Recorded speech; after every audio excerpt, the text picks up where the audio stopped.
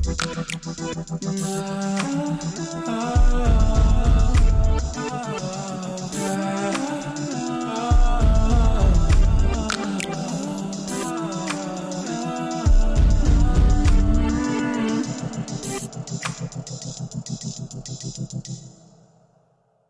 girl, Hi, friend. How are you? I'm good. I haven't seen you for a week. I know.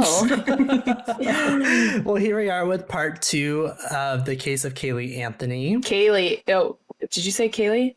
Or just say Casey? God damn it. Their names are so Shit, similar. I don't know. I feel like I kind of blacked out a little bit. Well, anyway, whatever Caylee you Anthony. Yeah, Yep. Kaylee. We're definitely not here for Casey's ass. No, fuck We're her. here because of her ignorant ass. How about that? That's true. Yeah. Yeah, we're getting a little philosophical today. We're going to talk about some Yes. theories. We're going to talk about discrepancies in things because if you recall from the top of episode 1, we talked about that Kaylee did not put out a documentary. Casey put out a documentary on Peacock about her side of the case, and you cannot see my air quotes, but yeah, so we're going to talk about some of those things, and I guess we're starting with the trial. So do you want to start? Yeah, there's no better place to start. So the date is May 4th, 2011. Let's bit the shit out of my tongue. Oh no. Casey's attorney, Jose Baez. And I have this stupid little note, which I thought was funny when I wrote it. Not to be confused with the fine-ass Puerto Rican Javier Baez, who used to play for the Chicago Cubs. Yes. So Jose Baez begins with a shocking opening statement that Caylee drowned on June 16th. Why did I put 2018 like an idiot? That she drowned on June 16th, 2008 in the family swimming pool, and that George covered it up. So if you remember, June 16th of 2008, this was the day that Casey took investigators to that apartment and then to Universal Studios, where she didn't work. So up until this point, Casey has only claimed that Caylee was abducted by Zenaida Fernandez Gonzalez. Now, kind of pitching their case to the jury, Jose has also alleged that George had molested Casey, which induced her habit of lying, and that Ray Kronk had found Caylee's body and placed it in the woods. In taking the stand as the first witness, George outright denies that he had ever molested Casey and that he knew anything about Caylee's drowning, which, like, swinging a fucking, like, I don't know, foul ball. Like, these are like some crazy fucking things to get started in the trial with all these baseball references today. I can't wait for baseball to start. You're a sports girl. I didn't know that. I just want to smell their jock straps. Just kidding. Oh my god. I'm kidding. Okay, so yeah, wild accusations all over the place. I guess this is a good time to address this at the top. We are going to talk about this in the hypothetical sense. Once again, there were no charges against George Anthony for ever having sexually assaulted his daughter and or granddaughter. Also, Casey is a consummate liar. Yeah. So we cannot trust anything that she says. This podcast believes victims. Yes. And we stand with women who speak out against their abusers. Yes. But in this case, it is so much more convoluted that it is very hard to do that. Very hard. Forgive us if you think that Casey was assaulted by her father and or brother. Yeah. But there is no proof at this point. And again, Casey lied. She was convicted in a court of law for lying about a lot of things. So I think we get a pass here. This is the one victim I don't really believe. I agree. I just, so that was a good time to bring that up. Good job. No, I appreciate that. Thanks. So on May 27th, 2011, Simon Birch, who was the former manager of the towing company Johnson's Wrecker that impounded Casey's car back in 2008. I'm so stupid. Why do I write these things? Simon Birch is not the star of the 1998 film titled Simon Birch, which I fucking love.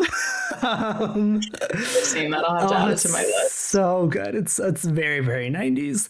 Okay. Anyways, Simon Birch got on the stand and testified, quote, "It was an odor consistent to what I have smelled in the past when it comes to decomposition," which is like, Simon, that's a weird thing to say when you're in a towing industry.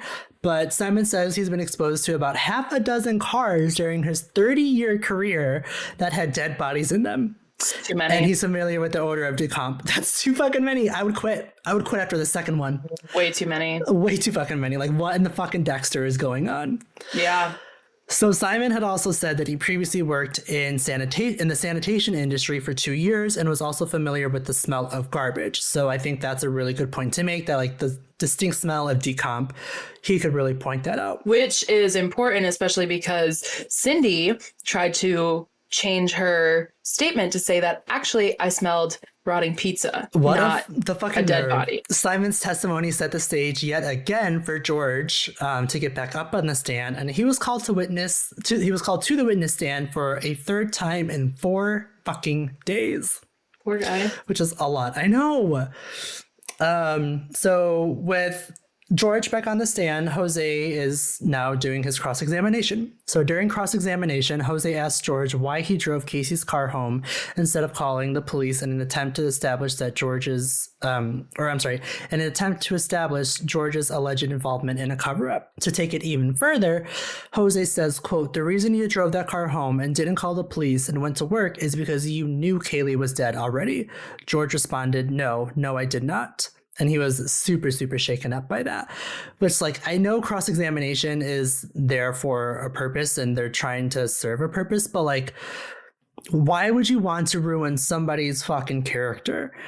And someone who also tried to die by suicide. I have such mixed feelings about George because the whole breakdown of this whole thing for me, right? So at this point, Casey's trying to point fingers and say that George is responsible for everything. He molested her, which has caused her to lie. And he also had a hand in Caylee's death and basically orchestrated the entire cover up. Where this all breaks down for me is that George was a detective. Yes. For a decade. And I'm not saying that there aren't detectives that do horrible things. That's not the point I'm trying to make here, because there are plenty of detectives, I'm sure, that have molested their kids or other kids or whatever. My point is that if George were attempting a cover up, he would know how the fuck to do it. Absolutely. If he decided that it was not worth it, which again, I would love to think that all detectives choose to abide by the law regardless of their current status of police officer or not, that he would report it immediately if he knew that she had died. Right. But knowing that that's not always the truth, that doesn't always happen, cut out some of those that's because I just said it like 9 times in a row, that doesn't always happen. So if he did decide that it was worth it to try and cover this up, he would have done a lot better job. Absolutely. This is fucking bizarre, the way that they draw this media attention to themselves with the shirts, the Have You Seen Me shirts, that their story keeps changing so many times, that he would let Cindy call the police, that he, there's just like so many things that I'm like, if you were truly covering this up, you wouldn't have done any of this. Fucking Chris Watts did a hell of a fucking job at taking a while for them to find the bodies of his wife and 2 daughters. And he wasn't a detective. And he wasn't, yeah. So if you know the system, you're going to do a lot better than this. Fuck yeah, I would hope so. And I don't know. That's just where the whole thing breaks down for me. It's like a conspiracy theory, right? Like there just has to be like so many people covering things up. Right. And they have to do a really good job of those things. And they would have done a much better job in this situation. So yeah, I can't imagine it would have gone the way that it did, had he been involved in any part of it. Yeah, if they were really trying to cover this up, they would have gotten a story. It would have been, we hear about this so often that people come up with a story and they stick to it and they can tell they're lying because of the fact that it never ever changes. These people are on the complete opposite end of the spectrum where it changes every 5 minutes. Yeah. They don't even know what they've said in the past. No. I'm surprised Casey was able to remember Zenaida's name this whole fucking time. Right? Yeah, I mean, I have such mixed feelings on George because me too. I don't think he is innocent of any wrongdoing. Right. I don't know what he did though. I don't know what anybody fucking did. Right. And that's what irritates me about this is that we're never going to have a definitive answer. I said that in episode 1. Yep. It's really difficult. So, anyway, one other thing I wanted to know about the trial that we didn't talk about at the beginning. People got tickets to see this trial. Have you ever heard of people lining up to get tickets for a murder trial of a 2-year-old little girl? Holy shit. Like it's a fucking free showing of Wicked. Right. Like what is wrong with you people? Holy fuck. Also, do none of you have jobs? Go to work. Thank you. Okay, also to that point, what is with people going to Costco and the parking lot being fucking full at like 9 or 10 o'clock during the day? There's no way we all fucking work from home and decide to just dip out during that time of day. Yeah. What the fuck is going on? There's tons of people with like odd hour jobs, right? Like if you work in the service industry, if you work like maybe like a nannying job or something like there's plenty of other jobs that aren't 9 to 5 like what you and I do, but so throughout this day of trial, jurors have watched almost a dozen store surveillance videos of Casey shopping the week after Caylee died. Mallory Parker, the fiance of Casey's brother Lee, also testified about a trip to downtown Orlando in July of 2008 when they, meaning Mallory and Lee, were trying to find Casey, but it was just one of the few like lackluster tellings that basically went nowhere. So like this is like another shot in the foot for the prosecution because they're trying to tee up so many things, another baseball thing, I guess, but like swing and a miss, like nothing's going past first base. Like it's fucking shitty that, or home plate, like nothing's going anywhere. On June 6, 2011, the forensic expert named Arpad Voss testified that the only plausible explanation for the odor in Casey's car trunk was the presence of a decomposing body. And there are some theories that she left the body in there for a few days and was like driving around with it. Could you fucking imagine? No, I really cannot. God. And I mean, guarantee that she probably had fucking people like in the car with her too. Oh, sure. Definitely. I drive around with all kinds of shit in my truck all the time. Like I don't have a back seat right now because it just has like clothes back there that I am trying to get rid of. But it annoys me. That is inanimate objects. Right. Can you imagine hearing a body? And this is the most vulgar trigger warning. This is the most vulgar thing I've ever thought of in my life. But a body like rolling around in the trunk of your car for days while you're driving around. Like it's a bottle of like detergent and like every fucking bump oh my God. Can you imagine? No. I would turn myself in. I could not imagine getting in the car and driving for days on end. No. The only thing that I had to add to that, I guess, is the following day of our pod's testimony, his testimony was contradicted by an FBI scientist who compared the chloroform levels in the trunk to the amount found in household cleaners, which is like shit. Like they made it seem in the very beginning like the chloroform was like their smoking gun. Like there was so much of it that like it basically like fucking knocked all of us out. Yeah. But for the FBI to discount like your own specialist testimony, like shit, man, I can't imagine what that feels like. I mean, I said that in episode 1 that there was a trace amount of chloroform in our water, our whatever, so I'm sure, and then that it's used to make other chemicals. So yeah, it makes sense that it's in household cleaners, but also that I'm like, did she use household cleaners to try and clean up the car? Yeah, good point. So the next thing I have is June 9th, 2011. Casey becomes ill and Judge Perry calls court to recess for the day, which is just like, come on, Casey. Quit being a drama queen. Yes. She's so irritating. It's beyond irritating, too, that she is basically in control of all of this. Like, even when we get to the Peacock thing, like, she's in control. They upright give her the fucking control. Yep. So just to jump back a day, on June 8th, 2011, a software designer testified that in March of 2008, someone had searched for chloroform 84 times and also looked up head injuries, ruptured spleen, chest trauma, and internal bleeding on Anthony's home computer while George and Cindy were at work. They would later state that there was an error in their detecting software and that whoever was searching on the home computer that day visited a site related to chloroform only once, which that ratio the math ain't fucking mathin'. How do you say 84 and then recant and say 1? I don't have an explanation for that. But also to search, okay, fuck it. It was only searched once, but to search for head injuries, ruptured spleen seems very fucking specific. It can only be caused by specific things. Chest trauma, internal bleeding. As our queen Jillian Pensavalle says, I have a fucked up Google history because I have a true crime podcast, but Casey did not. And no one would fucking listen if she did anyways. I don't know. Kim Kardashian is pretty successful with her fucking true crime podcast. You got me with that one. Why are we always hating on the Kardashians?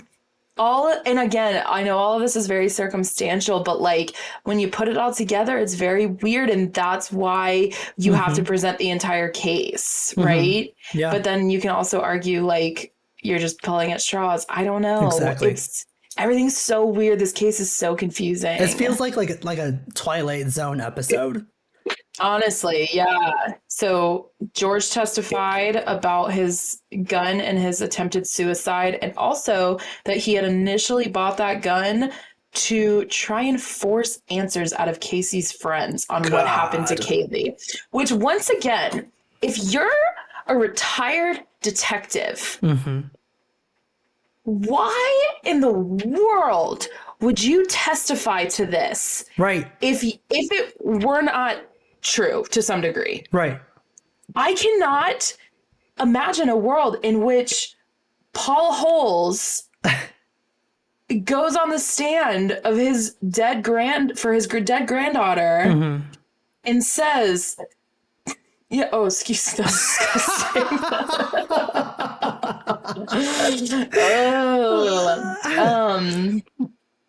Paul Holes goes on the stand for his dead granddaughter and says, yeah, I was literally willing to threaten my daughter's friends to find out what happened to my granddaughter. Right.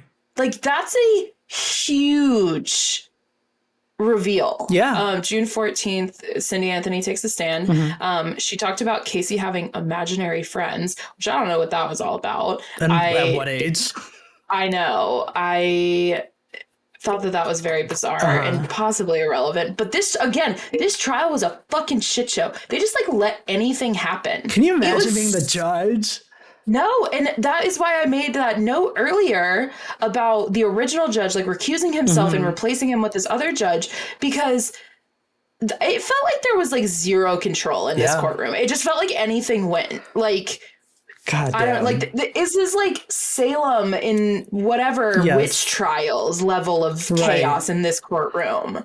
But anyway, so one of the things that Cindy testified to, this is one of the most bizarre things I've ever heard, is that she was interested in chlorophyll. And she looked up that first, and then that triggered her memory to look up chloroform. First of all, Cindy, why do you need to know about chlorophyll? But also, you as a nurse, I feel like you should know a little bit about fucking chloroform, Cindy. That too. But the two also are not linked in any way other than the chlora beginning. Like,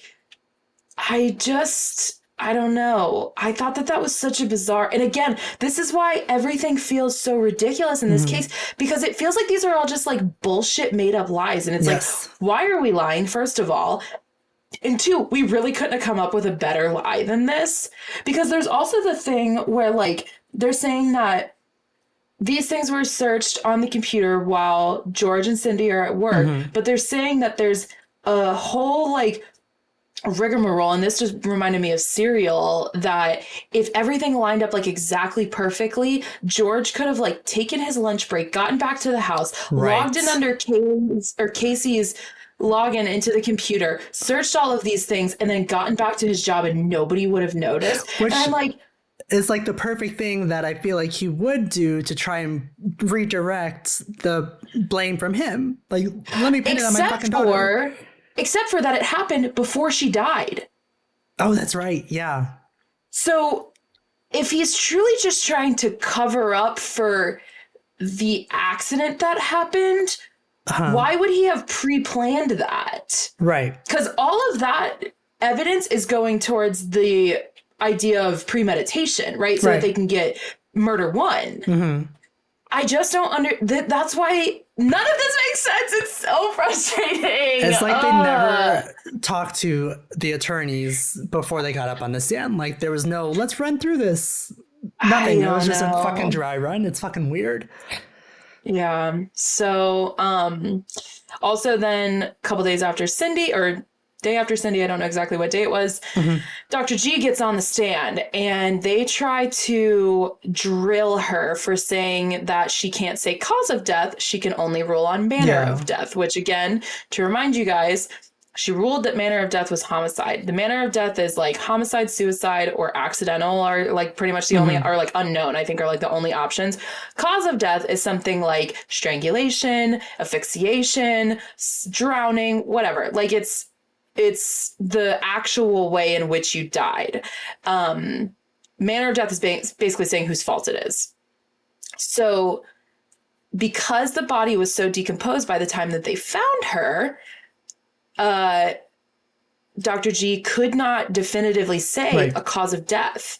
They ruled some things out based on the evidence that they have, but they couldn't actually come up with a cause of death. But they could say, based on what they had, that it was homicide.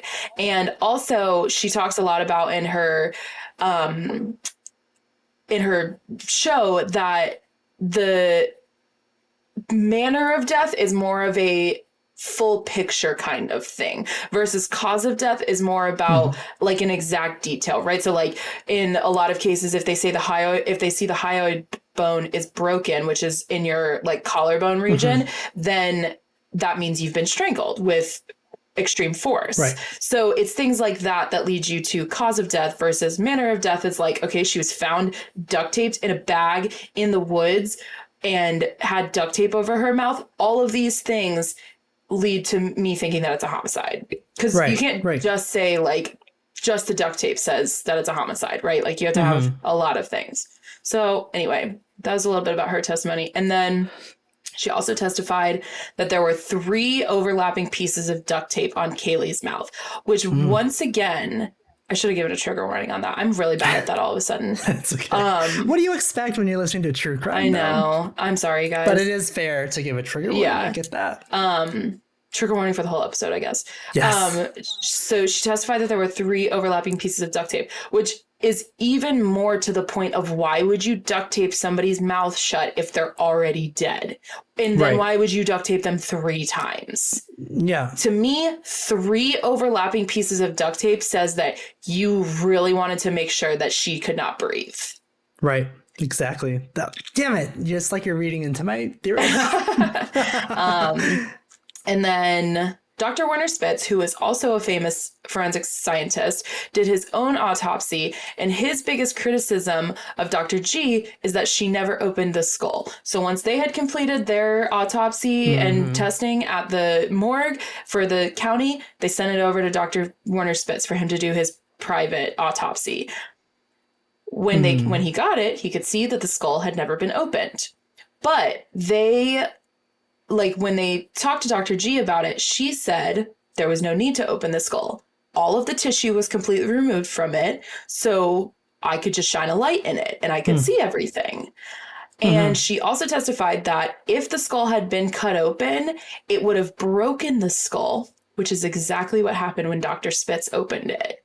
So they're like criticizing her for doing this thing, even though by her not doing it, it allowed them to even do their own autopsy. Right, exactly. So I just feel like did them a favor, in my opinion. I feel like everybody's just like trying to find whatever they can to get mad at. Well, that kind of happened too, and I mean, we're jumping forward like what, 13 years.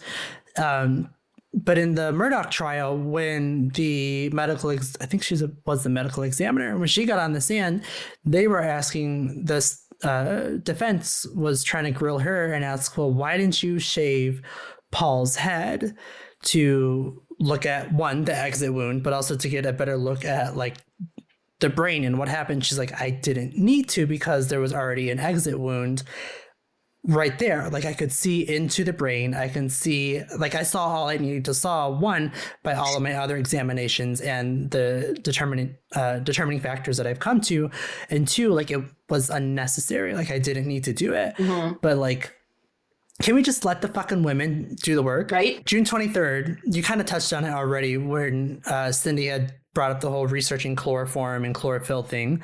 She further said that she researched it because there was a stain found in the trunk, which was alleged to have been caused by Caylee's decomposing body. But she's saying that it was actually there in the car when they bought it 8 years earlier, which I think is like, why say it now? And why there's a damn dead body in the trunk? Like, yeah, you could have testified to that during her bond hearing last year. You could have testified to that during the grand jury hearing for her indictment, which she did not testify at all. George is the only person who testified at that. Like, why? That's a huge part of the prosecution's case here. Exactly. Why wouldn't you refute that? That's insane. I didn't know that. It enrages me. Okay, so now we're jumping forward a little bit. June 30th, 2011. The suicide note that I mentioned in episode 1 gets introduced into evidence. So this note, or I guess a quick recap. You should have listened to episode 1. If not, what are you doing here? Yes, but it's been 2 weeks. Give him a break. Yeah, okay, fine. So there was an attempt by George to take his own life. His former family attorney made a call into 911 that he left the house with a shit ton of pills and pictures from the house. They were able to track George down through his tracking a cell phone, and they found him at a hotel, and then they took him to the hospital where Brooke was born at. So with the note being introduced, the note was actually written to Cindy, and the entire thing hasn't been released, but part of it has. And in part, it basically says he cannot keep on going because it should be him that's gone from the earth, not Caylee. He lived a long life. He was never a man that the family could count on. Don't feel sorry for him because he doesn't feel sorry for himself. His life is meaningless. He blames himself for her being gone, which are very depressing thoughts to have. And I do not wish anyone would ever have those thoughts. Like those are just truly very, very heartbreaking. But what seems like it's taken from the very end of his letter is actually what I want to read in part because I think it's pretty interesting. So this starts with, quote, "I have taken what meds was given to me with alcohol and I'm ready to give up. As I can tell by my writing and thinking, I'm getting very stupid." Wow, what a word. Stupid.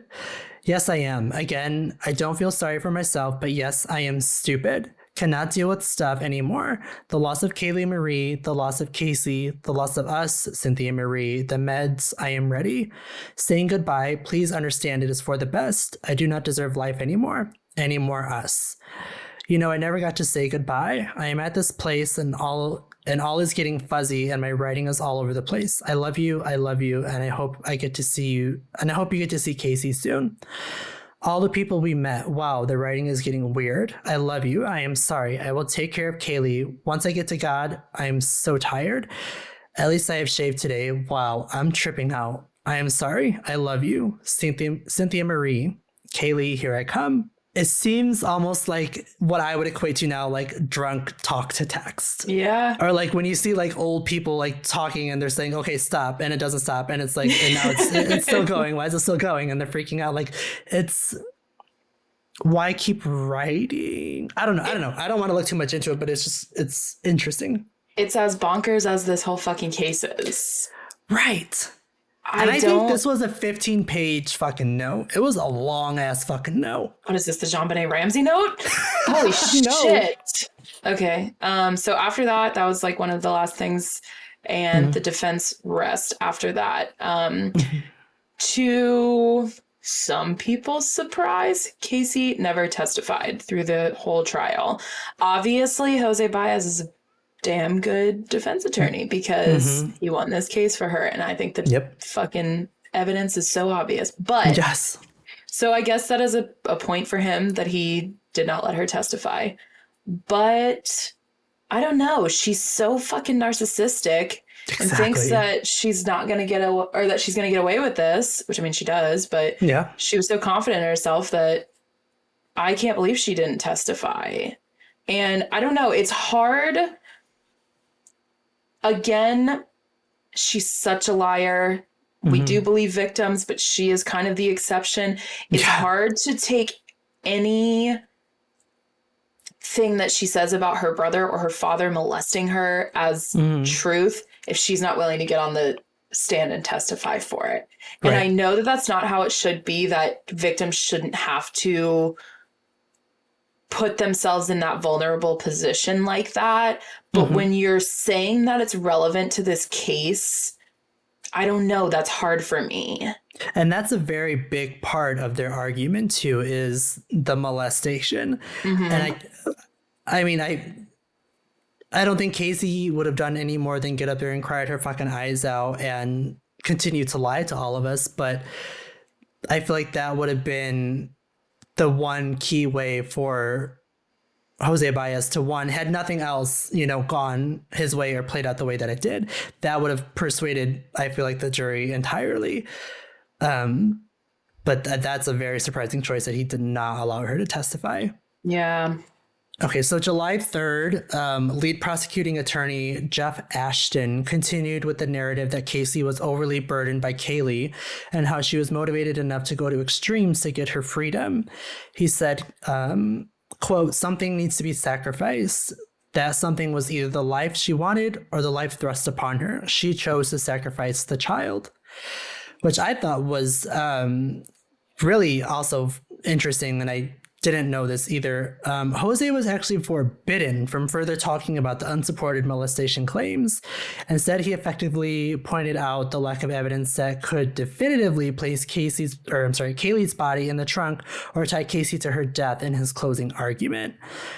Which I guess good on the judge for putting a stop to that. Yeah. I mean, definitely good on the judge. That's like the first time that anybody fucking stopped this zoo stampede. That is this trial, but yes. I don't know. And then, but it's like at that point they've been talking about it for so long. You can't just like wipe the jury's memory. You can't obliviate them. Well, and two, I wonder if the judge, because sometimes they'll say the strike it from the record or whatever they say, the jury, please don't include that in your decision or whatever. Like, I wonder if that was part of that ruling also. Yeah, because just because you tell them not to doesn't mean that they don't. Right. We don't know what goes on in the deliberation room. That's the whole point. That's so wild too. July 5th, 2011, the jury deliberates for 10 hours and 40 minutes. Verdict came back, we all knew this, but of not guilty on first-degree murder, aggravated child abuse, and aggravated manslaughter of a child. In one of the videos that I watched, there was an analyst that said, he wasn't like part of the case or anything, he's just like a legal analyst, that said that the jury was waiting for the quote CSI moment, meaning that they were waiting for some like definitive, striking of a match to say this is exactly why we know that Casey did it. But a lot of what they were pointing at as where that moment could have come, which I hate that, like, we need to educate people more on the legal system so that they understand that that's not going to happen. It's not TV. Right. But a lot of where they were saying that could have happened was in Dr. G's testimony. And I actually commend, and this is a lot of the reason why I give her so much like praise throughout this, is that she didn't do that, right? We talked about Henry Lee in the Hella Cross case that like he maybe fudged a thing or two here or there, He said held on things to that evidence. said things that weren't necessarily proven. They were maybe like a half truth or whatever because he wanted that CSI moment. Yeah.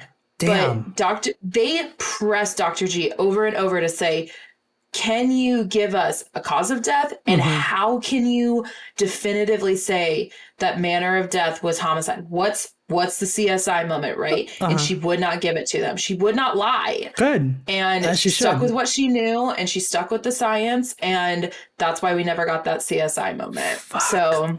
And that's not her fault either. You can't say that she's the one that fucking crumbled the whole case, but god damn it. Not at all. It's just that's where they saw like the biggest opportunity for it, I guess. Holy shit. The verdict was not guilty on those first 3 charges I just read, but the verdict of guilty was on 4 misdemeanor counts of providing false information to law enforcement. That is the only That's nothing thing that she was prosecuted for. Everything else she was stacked against. That I know. Fuck. And so people were super polarized by the verdict. You know, some people were like, hell yeah, she's super innocent. And some people were like, she's so guilty. Nancy Grace, who Nancy. I have very mixed feelings about Nancy Grace, said she had dubbed her Tot Mom. That was what her nickname for Casey was. And I remember that vividly. It wasn't like readily available in my memory, but then as soon as I like heard that, I was like, oh yeah, I remember her saying that. Like my mom would just have like, you know, CNN on or whatever. And they would like pan to a Nancy Grace clip and it would be like Tot Mom, blah, blah, blah, blah, blah. And she'd be like yelling about it. Oh my God. She's always in all caps. Oh yes. But she called her Tot Mom. And then after that night, she said, somewhere out there, the devil is dancing tonight. Yep. Because she believes that Casey got away with murder. Well, at least Nancy's on the right side about one motherfucking thing. She's actually on the right side about a fair amount of things. She just goes about it in the wrong way. Yeah, that's a better way of saying it. That's why I have such mixed feelings about her. Sometimes she says a lot of things that I agree with, but I'm like, can you just take the caps lock off, like you said? Yeah. So July 7th, 2011. I don't know why I keep saying the year, but just in case you keep forgetting. It hasn't changed, but it's fine. Casey received a 4-year sentence and a $4,000 fine for, like you said, the 4 counts of lying to police. Like, those really equate only to $1,000 fucking dollars each. I know. It's like the time wasted and the money wasted, which it does. It changes later, but it was like you wasted everything for so many resources because you just wouldn't tell the truth, and not just like didn't tell the truth, but like fabricated stories to set them on a different trail path. That's what I was going with. I was like, where did I come up with pale? I can't believe that, but her prison time ends up actually being washed out due to the nearly 3 years she's already spent behind bars, and she's actually given credit for her good fucking behavior. I hate that shit. Me too. That should not exist. Casey, if you don't have good behavior on the outside, you don't have good behavior on the inside. Exactly. Casey was placed on probation for 1 year due to the check fraud charges. She was also billed for more than $200,000 owed to law enforcement related to the search for Caylee, which I guess is a good thing. In 2010, an Orange County judge declares Casey indigent after Casey had asked for the declaration stating that she no longer had money to defend herself.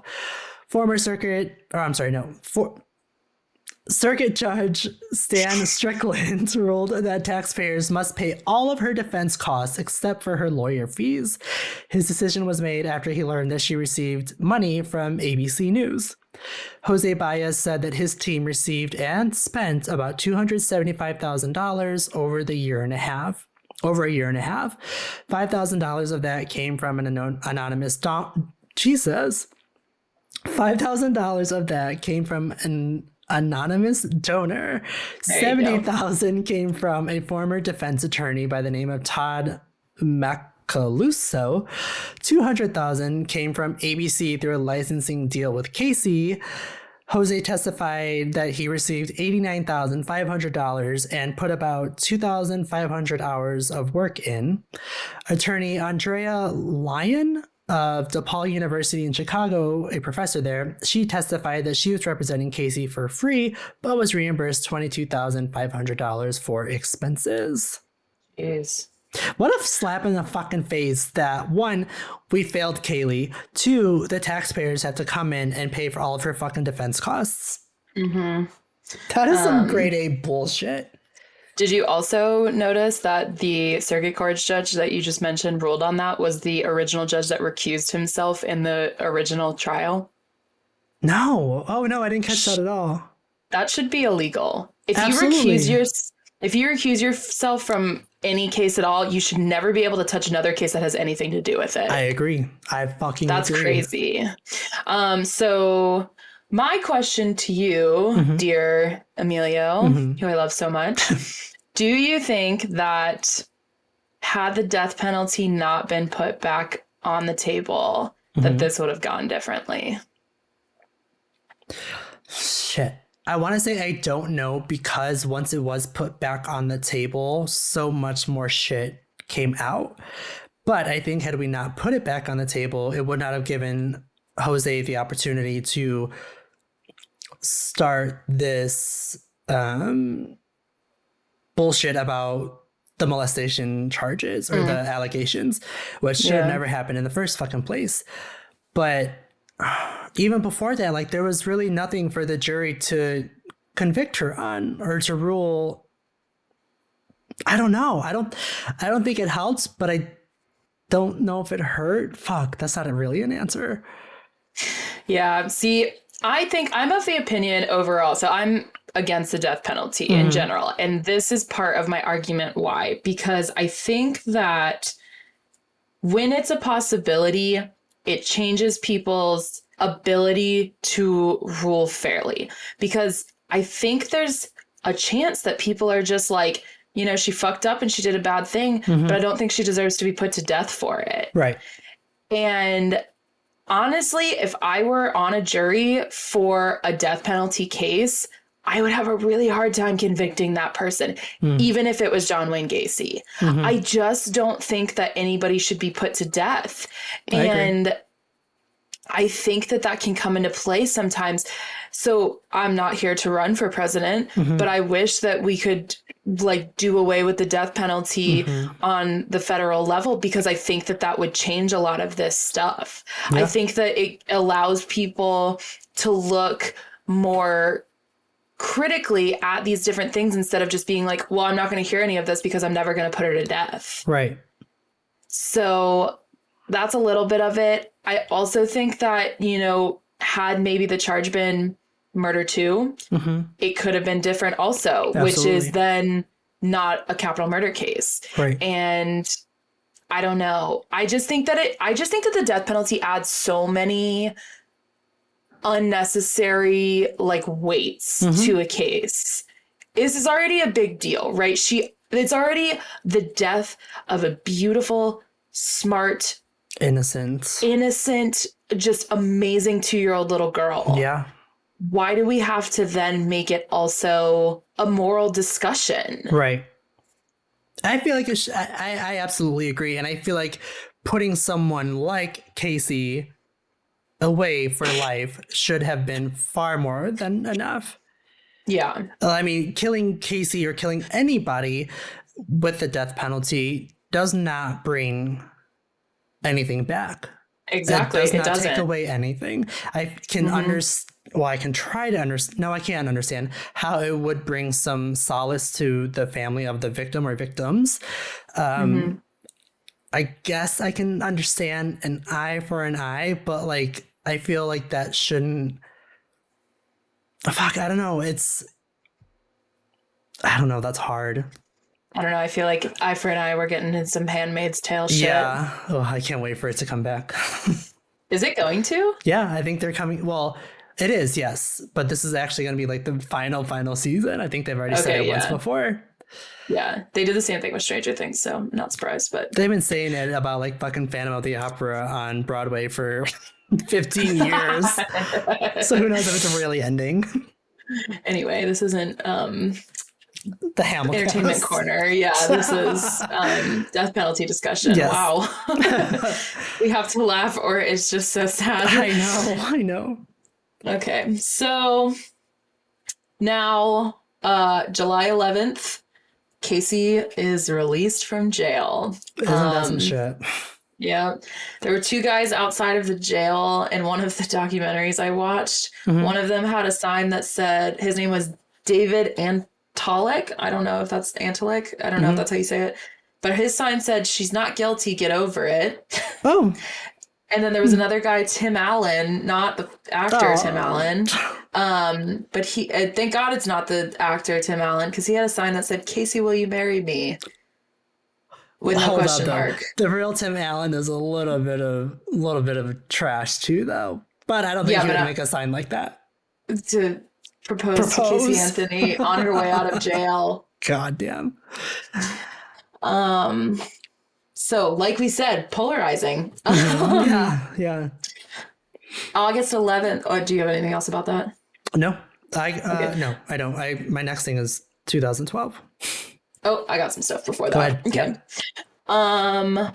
August 11th, 2011, there was a report released by Florida's Department of Child and Family Services concluding that Caylee was responsible for the death of her daughter. Quote, "The actions or the lack of actions by the alleged perpetrator ultimately resulted or contributed in the death of the child," close quote. So it's not a guilty verdict, but it is some responsibility. But what pisses me off then is that there's no repercussions for that. That was just a report and then nothing happened. And why wouldn't the state, maybe they did and I don't remember, but why wouldn't the state call upon someone from that department to come in and testify? Not that it's really going to change anything. It doesn't produce any sort of evidence to be entered, but I feel like having someone giving their opinion from the Department of Child and Family Services would build some sort of, is credence the right word I want to use? Some sort of credibility. Oh, okay.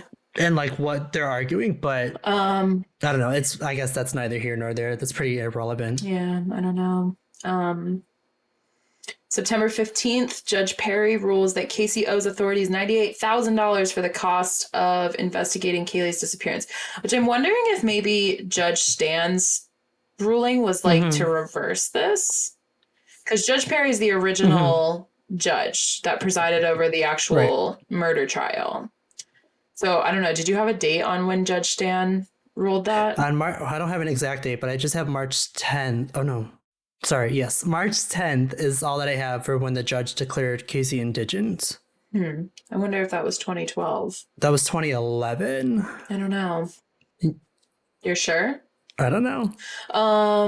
Anyway, so he rules that she owed $98,000, and then a few days later he added another $119,822.25 to bring the total to more than $217,000. That 25 cents really breaks the fucking bank, my guy. October, Caylee records a video diary that she had adopted a dog.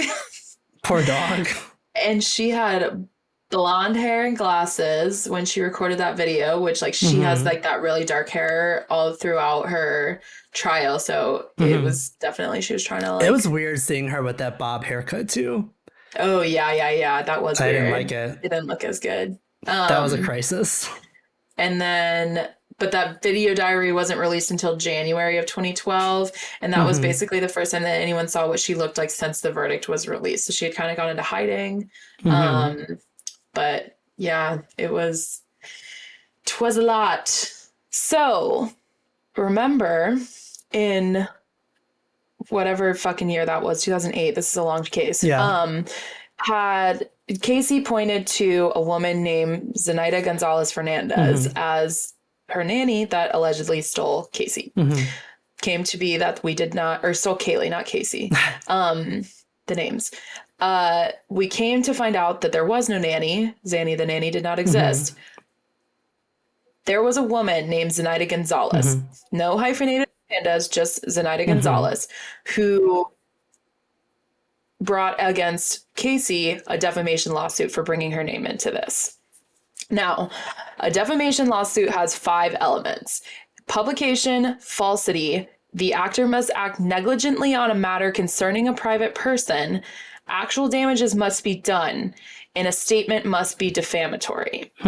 So I looked at like a lawyer's blog who had like analyzed this case, basically, that said basically none of this happened for Casey because the lawyer or the police never believed that there was this Zenaida woman, Zanny the nanny, didn't actually exist, that they can't really say that she was like that part that says actor must act negligently on a matter concerning a private person.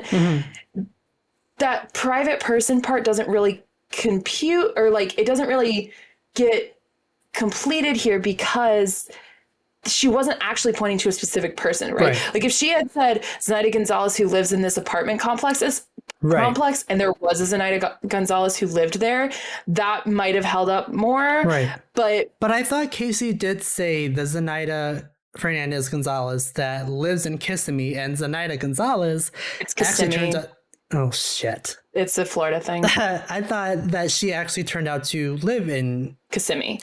So yes, she does live in Kissimmee, but it's not even the same name, first of all. True. The address didn't match. Casey gave them like 4 different of course addresses that none of them, Zenaida Gonzalez has never lived at any of them.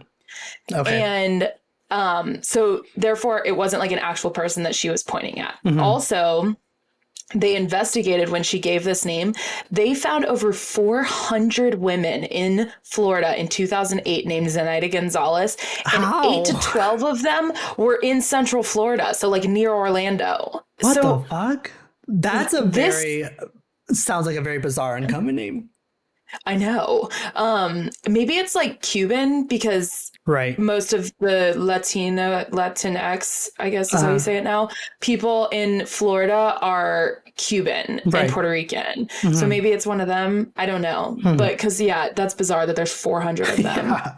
Obviously Gonzalez is common, but Zenaida is not so common. Anyway, she hired John Morgan as her lawyer, who's the like face of the Morgan & Morgan law firm. I can't talk, who has now become so famous as a lawyer that he has a firm in every single state. Jesus. And he is like the foremost person fighting for the legalized recreational marijuana in Florida. Oh wow, okay. Finally, he's an interesting dude.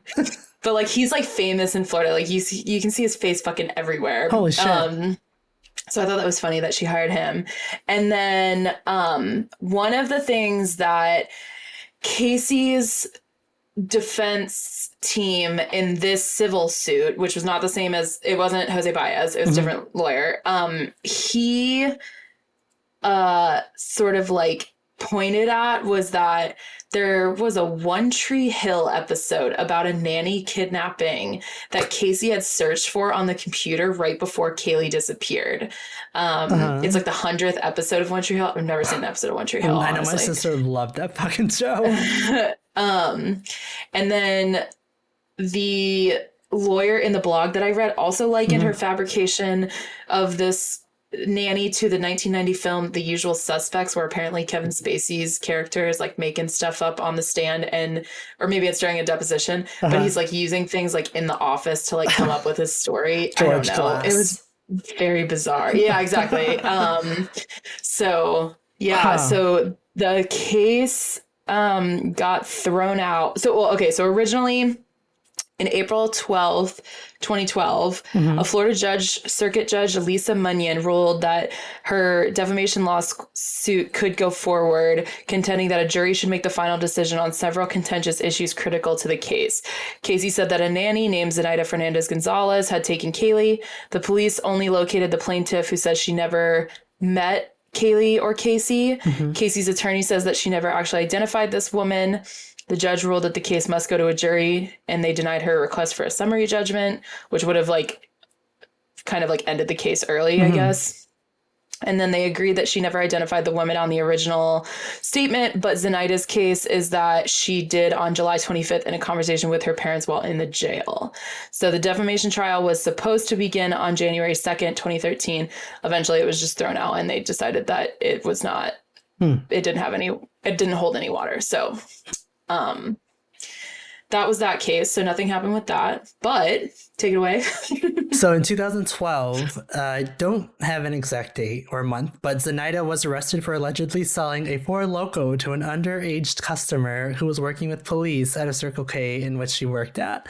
Wait, what? Yeah. First of all, can we talk about Four Lokos? Because Four Lokos used to be my shit. Oh my God. What a fucking idiot. Okay. It's alleged that she did ask for their ID, but didn't actually check his age.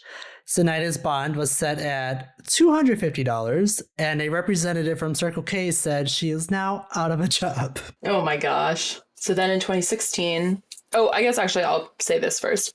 So that lawyer that I read the blog on that like kind of explained all this case to me, he did it to me personally, by the way. He wrote that blog for me. And he suggests that this Zenaida Gonzalez, because again, there are 400 of them in Florida. Yes. So he's suggesting that this specific Zenaida Gonzalez, going forward with this case at all, she's just trying to capitalize on the notoriety of Caylee and Caylee Anthony. Like, she didn't actually have a case. She didn't actually suffer. I mean, I guess she like had like a few people be like, wait, aren't you? Right. And she was just like, no, like that was not, it wasn't even part of the trial. It was the other 399 Zenaidas. Yeah. And so it was just like, she didn't actually suffer anything from it. And so she was just trying to like get attention and money from it. Which I think is a fair thing to say. Yeah, exactly. Especially when we see the next thing that happens. She had like no damages whatsoever. So 2016, Zenaida is 46. She is accused of stealing a 64-year-old cancer patient's credit card and spending $850 at stores around Kissimmee. And Orlando. Zenaida and a 26-year-old Jonathan E. Acevedo were arrested on charges of credit card theft and grand theft. It's said that they both had jobs cleaning rooms at the Kissimmee Motel. I so badly just want to say it the Midwest way. They had rooms at the motel in December in which they stole the credit card of the cancer patient who lived in the motel and was visiting a local hospital for treatment. You are both pieces of shit. Horrible. This poor man is dealing with one of the ugliest fucking things that any person, no one should have to fucking deal with this, but you have to go so far as to stealing a fucking credit card. And not that it matters, but like, what was so important to them that they needed or wanted their fix of that they had to spend $850? Like, what stores did they go to? Probably Macy's. Like, what the fuck? There's nothing that you need that bad. Oh like, my God. Fucking assholes. Like, all I can think about is the fact that this man is like also going through this super stressful thing, probably staying by himself in this motel because he maybe doesn't have a family or whatever. Because like when you get chemo, it wipes you out for several days afterwards. He literally can't drive himself back to wherever he's from. Like, he's probably from, like, if he's staying in Kissimmee, he's probably from like, Space Coast or whatever. That is too far of a drive. Like, it's not like so far, but Florida's so spread out, and the big cities are so like, in the extremes kind of, that you have to like drive to get to them. So if you're over an hour away after chemo, you can't drive that hour because you needed the best cancer treatment that you can get. It's so sad. Oh my God. You're a horrible fucking person. hate cancer. I hate cancer so much. I mean, just like, don't steal in general, but then to steal this old man's credit card who's like there by himself. God. Yes. You suck, Zenaida. He's 64 and he should not be dealing, one, with cancer, but two, dealing with your bullshit, Zenaida. Yeah. And fucking 26-year-old Jonathan without an H. Fuck you both. No, why is it spelled like that? Fuck you both. But he, what was I going to say? I hope he won, got all of his money back and fucking beat cancer. Yeah, same. But yeah, he this kind of like goes to that lawyer's theory that she just wanted to like capitalize on the money and fame that she would get from being associated with the Caylee Anthony case because she's a thief, obviously. Well, we've seen so many fucking people do that, like even in present day, but like, oh fuck, I can't even draw to one specifically, but like when it's so overly publicized and it's like it's now a household fucking name, like why not try to get your own piece of that fucking pie? Like, but you're doing it in like the worst fucking ways possible. The lady, the name of the documentary is like the woman who wasn't there. That lady that said that she was like a 9/11 survivor. Oh my god, she enrages me. Yes, or fucking Rachel Dolezal. Oh, is she the black? Yeah, like black, she was black, like in blackface. Yes. Oh, fuck you. Oh, she was like the leader of like the NAACP or whatever. Yes. Yeah. Oh, that's a crazy bitch in itself. And she was whiter than me. Yes. Okay, I am 6% black, remember? I'm just kidding. I'm 6% African. Anyway, we're done with Zenaida. So some of the aftermath for things that happened after the case, several people sent death threats to the family for saying that they, covered up Caylee's death and aided and abetted Casey, their names. I know, it's hard. We made it this far. I think we deserve it. I know. Aided and abetted Casey, covering it up, whatever. And that, so they got a lot of death threats. People also said that part of her sentencing should be that Casey has to be sterilized. Oh. Which, that's very dramatic. Because they think that she's not a fit mother, which, like, I agree she's not a fit mother, but, like, are we Nazis? Shit. What is wrong with you people? Oh my god. All right, so now we're going to talk about Casey and the press. As if there's not enough. Yeah, so you can start with your favorite person, Piers Morgan. All right, so Piers Morgan is on my fucking list of people that I just can't stand. So if you don't know who Piers Morgan is, he is, did we say British or English? I don't know. He's one of the They're white, who cares? Right, yeah. Exactly. He was on, I guess he's most well known for Good Morning Britain, and kind of being like, I feel like he's like the Simon Cowell of daytime talk TV. He's a fucking asshole. He's an asshole. So I think he's fucking trash. I completely understand the argument of freedom of speech. I get it. But after the shit that this guy's done, I don't understand why people continue to give him a platform to stand on. So 4 examples I want to give, and I'll try to go through them as quickly as I can. So 1, he was fired in 2004 after 8 years as an editor with the British magazine Daily Mirror for publishing faked pictures of a soldier being tortured in the British Army, torturing prisoners of the war in Iraq.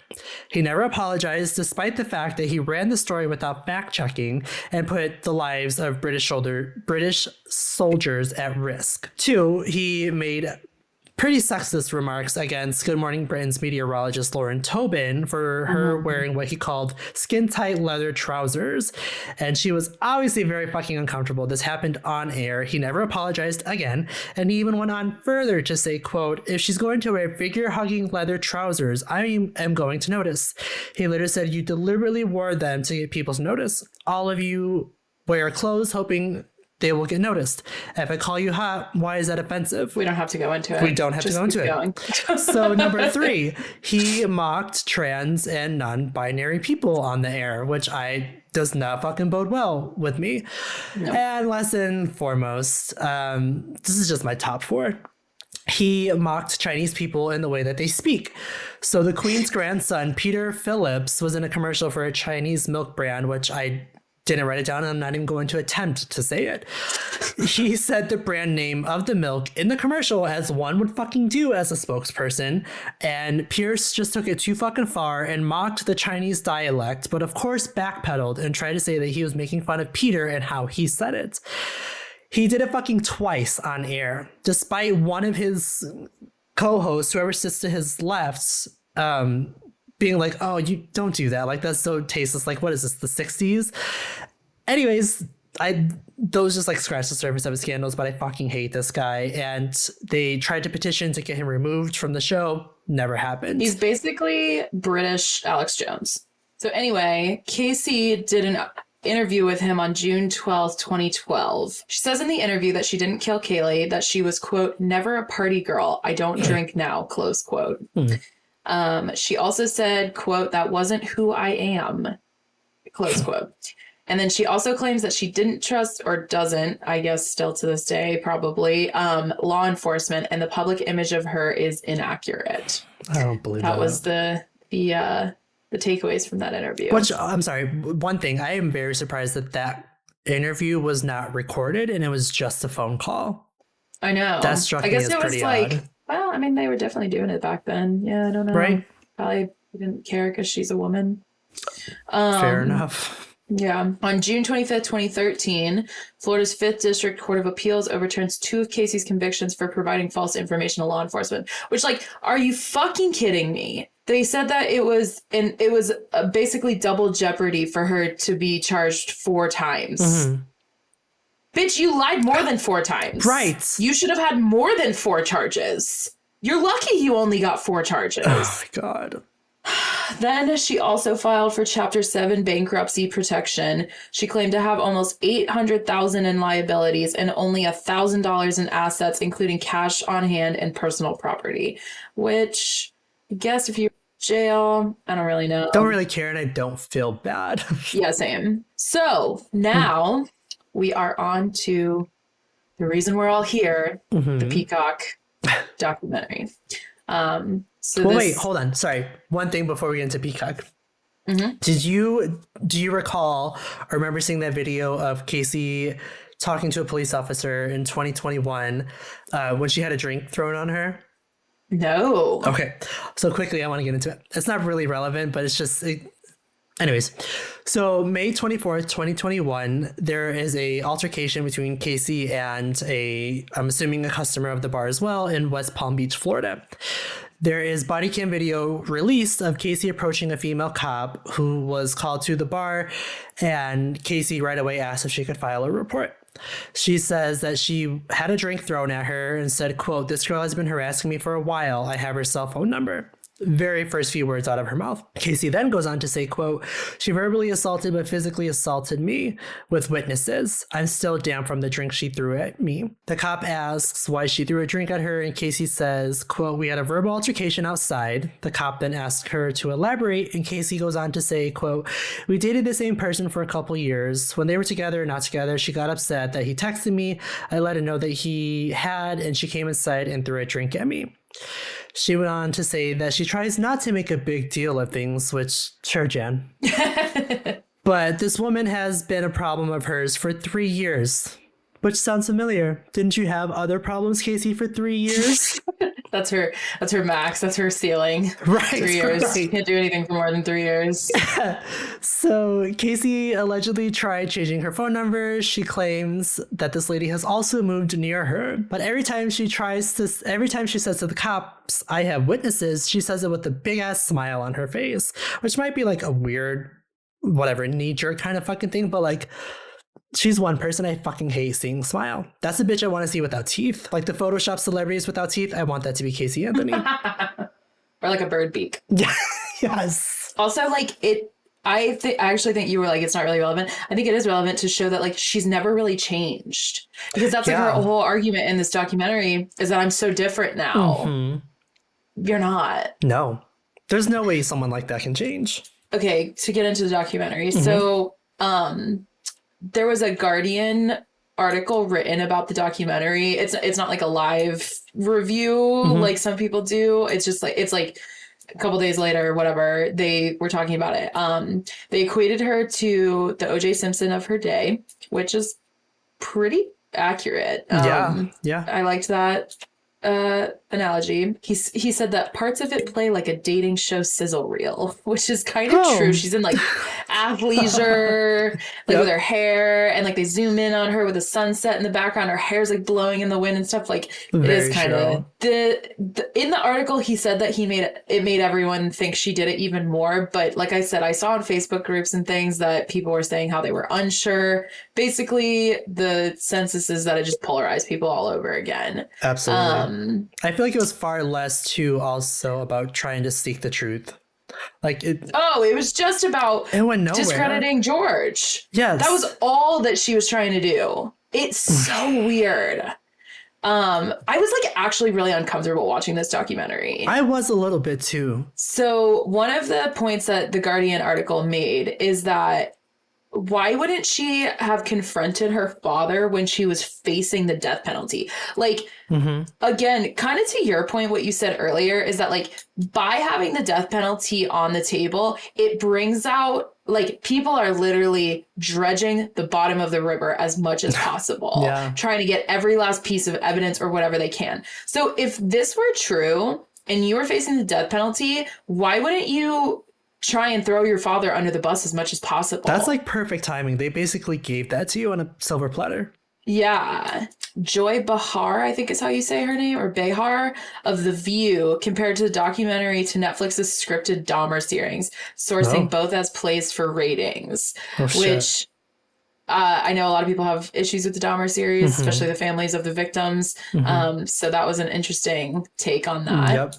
But also, after the documentary came out, Rosie O'Donnell came out in a TikTok that she thought that Casey's story in the documentary made a lot of sense, which I think is Rosie. I know. Why do you do these things? Why did you break your own arm, Rosie? God, what is wrong with you? And then the Guardian article also said that they thought the pictures that she brought of Caylee to the rental house where it was filmed was like almost all of them were pictures that had been publicized of Caylee, which is like kind of to make everybody feel bad because it's like all the pictures that we know of her. But at the same time, I'm kind of like, I mean, she was only 3, not even 3 when she died. So like she probably didn't have a ton of pictures of her because it wasn't like iPhone time really. I don't know. Mixed feelings. Anyway, I mean, I think Casey is wrong in every way, so it's not mixed feelings about that, just about this picture specifically. Tell me quickly what your theory is. I took some time like trying to type this out, and I stared at a fucking blank page for a while because it could be so many different fucking things. Like it could be this person from Clue, or this thing is what caused it. Like the one thing that I kind of stand firm on is that I think there was some sort of incidental overdose or some sort of accident that freaked Casey out, and she kind of fumbled and she tried to cover it up and didn't know what the fuck to do. So she kept her body, Kaylee's body, in the trunk for quite some time, trying to figure it out, and just came to terms that she just is going to throw it basically on the side of the road. That to me is like, seems like the simplest thing to go with, but it also seems like the Xanax thing also makes sense, but it's also like very, very hard to, I don't want to say very hard. It's difficult to overdose on Xanax. Like there has to be some other substance or substances in your system that will trigger an overdose. I don't know anything about the Xanax, like the effects of Xanax on a 2-year-old, though. I will say that. I know it causes really bad like respiratory failure with kids. So like that could make sense, but it could also make sense as to like the duct tape was put over her mouth to maybe speed it up or to hide her face from, the actual. That was the other thing that I was thinking that you said it can lead to respiratory things, that I was like, well, what if maybe she had been dosing her with Xanax kind of like periodically, and it had caused this sort of like respiratory infection that she like couldn't get rid of. So maybe she overdosed her on like cough medicine. Right.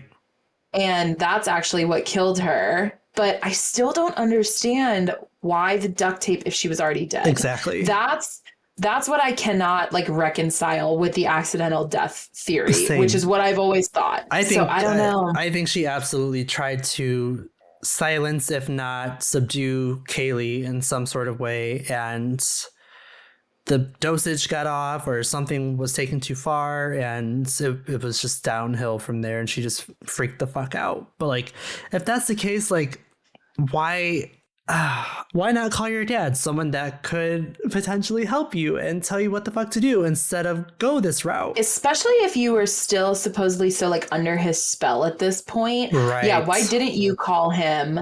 Because you supposedly were like so enamored with him. I mean, those fucking jail videos are so weird where she's like all like, oh, dad. I don't know if she says daddy, but basically that's what it reads in my mind. It's like, oh, daddy, you're going to save me. Right. Like, I don't know.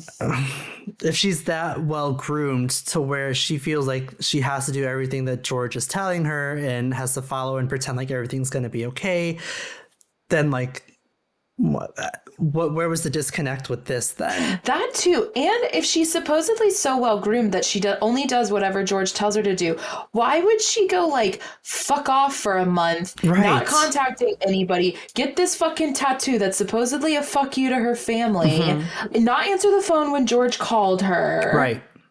I just don't, none of it adds up. There is nothing about this case is linear.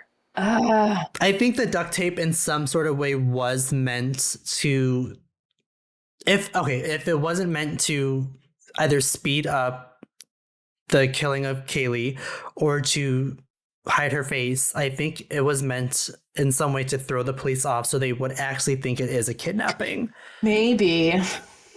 That's a good theory. Fuck, dude. I don't know. We're never going to get an answer. That's all I know. No. Not even on her fucking deathbed do I think that she would give us the good grace of telling us what the fuck actually happened.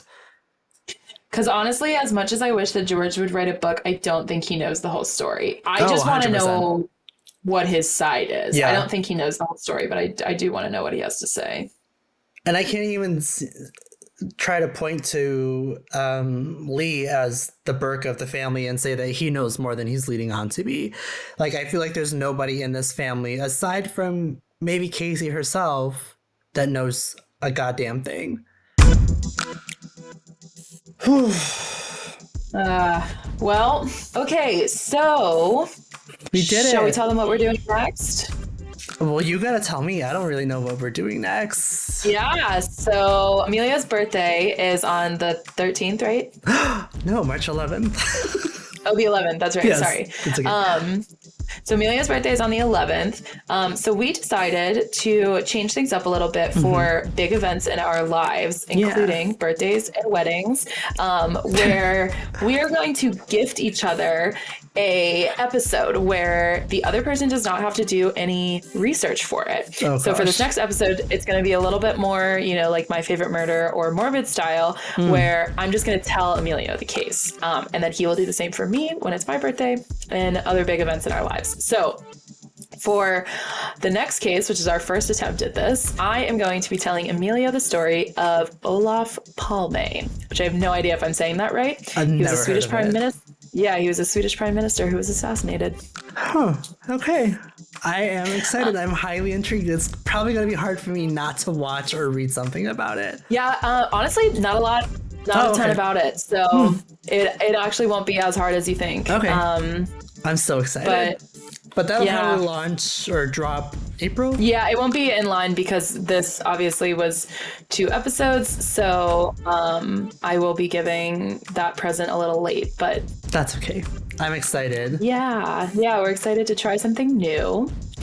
Anything else you would like to say to our lovely listeners? No, thank you guys for coming back, or if you're a brand new listener, welcome. Please stick around. Yes. Please follow us on Instagram at YourNextPod, POD. If you have a case you would like us to cover, we will always take your suggestions. So just email us, I guess, some clip notes about it, and at YourNextPod@gmail.com. That would help. Also, you guys, please leave us some ratings. We hardly have like any fucking ratings ratings out there. It's going to help heighten awareness and spread us to other people and get us higher up on the algorithms, because that shit fucking matters. And I think that's really it. Tell a friend. Shout out to Brittany for telling all of our friends that, because I'm too shy to do it, that I have a podcast now. But yeah, we'll be back soon with our first Swedish case. And no more breaks. No more breaks like that. Yeah, there might be another little surprise in there soon. So ooh, what is it? Oh, you know what it is. My wedding? No, the who? Oh, okay, I heard slaw. Coleslaw? What are we talking about coleslaw for? Cut all this out. Okay, all right, that's it, you guys. Wait, what's the new tagline? Beware, you're next. I like it. Okay, bye, guys. Bye. Bye.